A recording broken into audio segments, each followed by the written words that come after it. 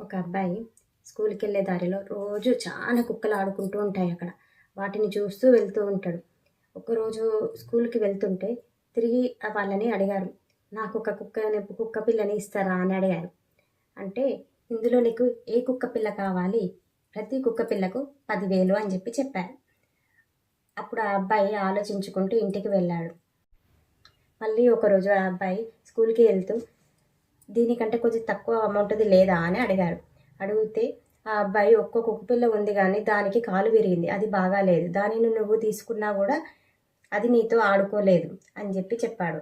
అప్పుడు ఆ అబ్బాయి వాటిని చూసి నాకు అదే కుక్కపిల్ల ఇవ్వండి, కాలు విరిగినా పర్లేదు, అది ఇవ్వండి, నేను తీసుకుంటాను, నేను ఈరోజు 1,000 రూపాయలు ఇస్తాను, ఒక్కో రోజు 1,000 ఇచ్చుకుంటూ వెళ్తాను, అలా తీసుకోండి మీరు డబ్బులు అని చెప్పాడు ఆ అబ్బాయి.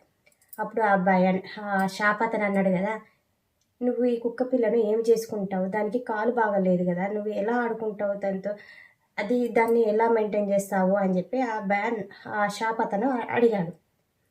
అప్పుడు ఆ అబ్బాయి ఉండి నాకు కూడా కాలు విరిగిందండి అని చెప్పి చూపించి నేను ఆ పరిగెత్తే కుక్క పిల్లతో నేను ఆడుకుంటే దాని వెంట నేను పరిగెత్తలేను కదా, ఇది నాకు సరిపోతుంది, నా వరకు నేను ఆడుకోగలను దీనితో అని చెప్పి ఆ అబ్బాయి చెప్పాడు.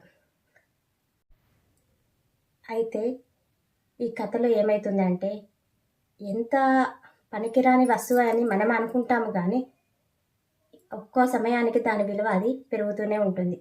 ఆ విలువ దాని అవసరం వచ్చినప్పుడు ఆటోమేటిక్గా దాని విలువ అంటూ మనకు తెలుస్తుంది. అందుకే దేనిని కూడా తక్కువ చేయకూడదు, తక్కువగా చూడద్దు, తక్కువగా మాట్లాడద్దు. వస్తువైనా సరే, మనిషినే సరే, ఒక్కో సమయంలో వారి విలువ మనం వెలగట్టలేం, అలా ఉంటుంది. అంతే అంటారా?